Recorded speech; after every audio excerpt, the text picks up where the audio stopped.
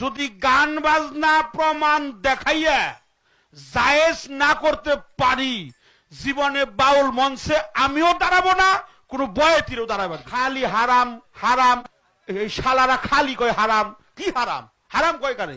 ওই শালার বেটা শালা, তুই কয় কয় কয় কলম লেখাপড়া কর, 1300 বেতন পাস, খাস হইলে আজান দিয়ে, হ্যাঁ তুই কস হারাম। চুক্কা টুপি বানরের মাথার মতো দিয়ে বানিয়ে বানিয়ে খালি কস হারাম। হারাম কয় কারে? এই বেদাত কয় কারে? এই শালা।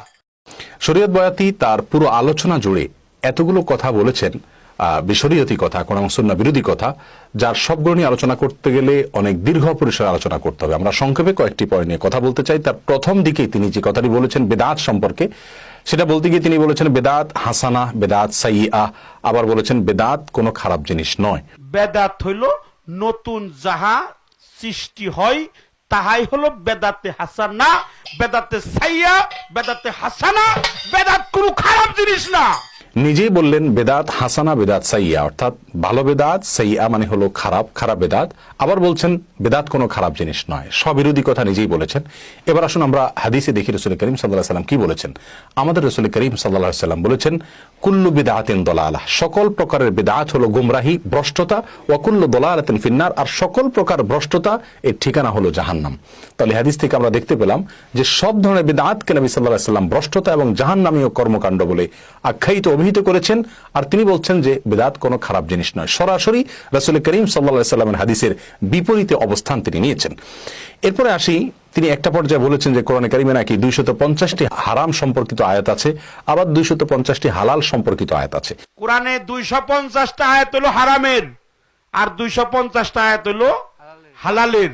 কোরআনে কারিম সম্পর্কে একেবারে সাধারণ ধারণা আছে এমন কোন মানুষ মাত্র বলতে পারবেন যে কোরআনে কারিমের হারাম সম্পর্কে 250টি আয়াত নেই। এতগুলো আয়াত নেই, খুব সীমিত অল্প কয়েকটি আয়াতে আল্লাহ সুবহানাহু ওয়া তাআলা হারাম নিয়ে আলোকপাত করেছেন, আর হালাল নিয়েও এতগুলো আয়াত নেই। খুব সামান্য কয়েকটি আয়াতে হালাল হারাম নিয়ে আলোচনা করা হয়েছে। তিনি 250-এর যে ফিগার উল্লেখ করলেন, এর ভিত্তি কোথায় পেলেন সেটা তিনি একমাত্র ভালো বলতে পারেন। আমরা কোরআন এবং হাদিসের সাধারণ একজন পাঠক হিসেবে বলতে পারি তার এই উক্তি ছিল তার একান্তই মন গড়া, মুখ দিয়ে আসলো আর তিনি বলে দিলেন, এর কোনো ভিত্তি, গ্রহণযোগ্য তো দূরের কথা, এর কোনো ভিত্তিই হতে পারে না। তিনি তার বক্তব্যের একটি পর্যায়ে বারবার করে আলেমদেরকে, ওলামা ইকরামদেরকে গালি দিচ্ছিলেন, যাদেরকে নবী সাল্লাল্লাহু আলাইহি ওয়াসাল্লাম তার ওয়ারিস বলেছেন। সে আলেমদেরকে তিনি গণহারে গালমন্দ করছিলেন। হারাম কয় কারে? এই বেদাত কয় কারে? এই শালা বেদাত কয় কারে? তুই কয় কয় কয় কলম লেখাপড়া করছ? 1300 বেতন পাস, খাস হইলে আজান দিয়ে, হ্যাঁ তুই কস হারাম। চুক্কা টুপি বানরের মাথার মতো দিয়ে বানিয়ে বানিয়ে খালি কস হারাম।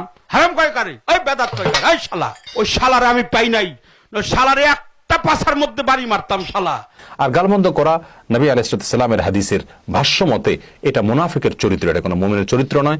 নবী সাল্লাল্লাহু আলাইহি ওয়াসাল্লাম বলেছেন মুমিন কখনো গালিবাজ হতে পারে না, গালমন্দকারী হতে পারে না, মানুষকে ভৎসনাকারী, তিরস্কারকারী এটা হতে পারে না। কিন্তু বয়াতি সাহেব বারবার করে সেই গালমন্দ করছিলেন তার বক্তব্যের ফাঁকে ফাঁকে।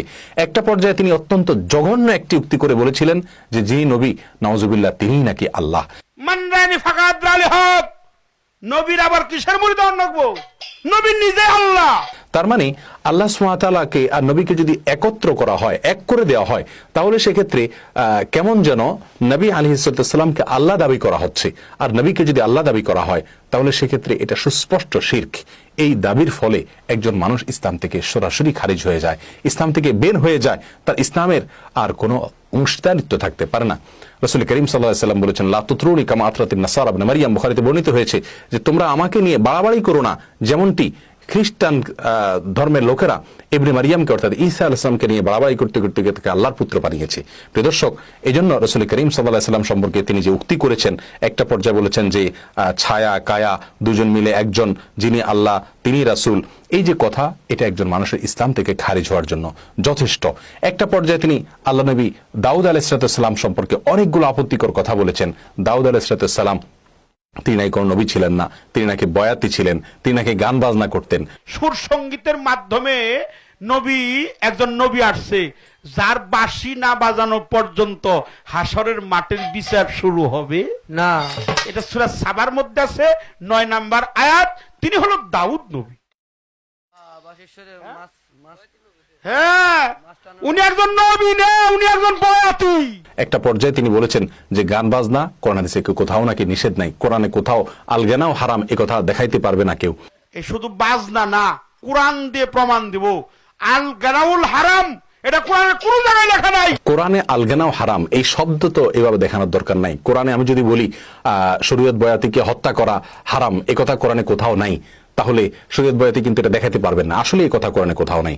কোরআনে তো মানব হত্যা করা হারাম, তার ভিতরে শরীয়ত বয়াতি চলে আসছেন। ঠিক তেমনি ভাবে গান হারাম এই কথা কোরআনে আলাদা করে বলার দরকার নাই। কোরআনে কারীমে সূরা লুকমানের 6 নম্বর আয়াতে আল্লাহ সুবহানাহু ওয়া তাআলা বলেছেন, ওমিনান নাসি মান ইয়াশতারি লাহওয়াল হাদিসি লিয়ুদিল্লা আন সাবিলিল্লাহ। কিছু লোক আছে যারা লাহওয়াল হাদিস কেনা বেচা করে এবং এতে আদান প্রদান করে মানুষকে আল্লাহর পথ থেকে বিভ্রান্ত করবার জন্য। সূরা লুকমানের এই 6 নম্বর আয়াতের ব্যাখ্যায় সারা দুনিয়াতে কোরআনকে সবচেয়ে বেশি বুঝেন রাসূল করিম সাল্লাল্লাহু আলাইহি সাল্লাম, যার প্রতি কোরআন নাজিল হয়েছে। তারপরে কোরআন সবচেয়ে ভালো বোঝেন যিনি, তিনি ছিলেন আব্দুল্লাহ ইবনে আব্বাস রাদিয়াল্লাহু তাআলা আনহু, রাসূল সাল্লাল্লাহু আলাইহি সাল্লামের নিজে হাতে গড়া শিষ্য, যার জন্য কোরআন বোঝার জন্য তিনি দোয়া করেছেন। তিনি বলেছেন, তার উদ্ধৃতি দিয়ে তাফসীরে তাবারিতে উল্লেখ হয়েছে যে আব্দুল্লাহ ইবনে আব্বাস বলেছেন, এই আয়াতে লাহওয়াল হাদিস বলতে আল্লাহ তাআলা গিনা বা গানকে মিন করেছেন, গান হারাম করার কথা আল্লাহ তাআলা ইঙ্গিত করেছেন। একই কথা বিশ্ববিখ্যাত তাফসীরের কিতাব ইবনে কাসির, যেটি আমাদের দেশে ইসলামিক ফাউন্ডেশন থেকে পর্যন্ত অনুদিত হয়ে বের হয়েছে বহু আগে থেকে এবং সারা পৃথিবীতে সমাদৃত, সমস্ত মুসলিমদের সকলের কাছে সমাদৃত, সেই তাফসীর ইবনে কাসির উল্লেখ করা হয়েছে, নাযালাত হাদিল আয়াতু ফিল গিনা ওয়াল মাজামির। এই আয়াত গান এবং বাদ্যযন্ত্র, গান বলতে আমরা এখানে ওই সমস্ত গানে কথা বলছি যেগুলো ইসলামী শরীয়তে অ্যালাউড না।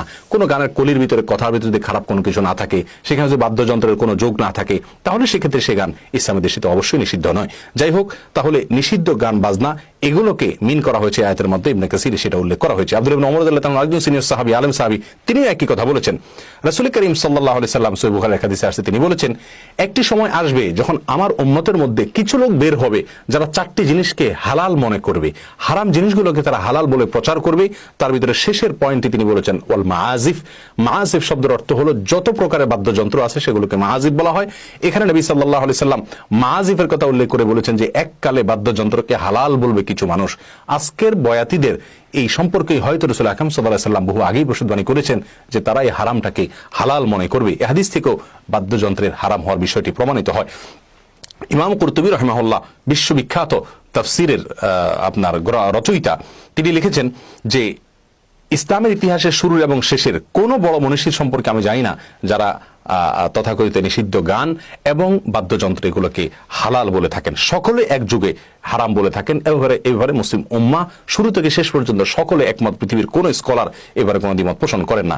আবু দাউদের এক বর্ণনা আসছে, রাসূল করিম সাল্লাল্লাহু আলাইহি সাল্লাম বলেছেন যে নাহা আনিল খামরি ওয়াল মাইসির ওয়াল কুবাতি ওয়াল গবাইরা, তিনি নিষেধ করেছেন 4টি বিষয় থেকে। তার ভিতরে একটা হলো কুবা, যার অর্থ হলো তবলা, যেটাকে আমরা তবলা বলি বাদ্যযন্ত্র, এটাকে তিনি ব্যবহার করতে নিষেধ করেছেন। মুসনাদে বাজ্জারের এক হাদিসে আসছে, তিনি বলেছেন সাউতান মালউনান ফিদ দুনিয়া ওয়াল আখিরা, ফিদ দুনিয়া, দুনিয়াতে 2টি শব্দ আল্লাহর কাছে খুব বেশি অপছন্দনীয় এবং অভিশপ্ত।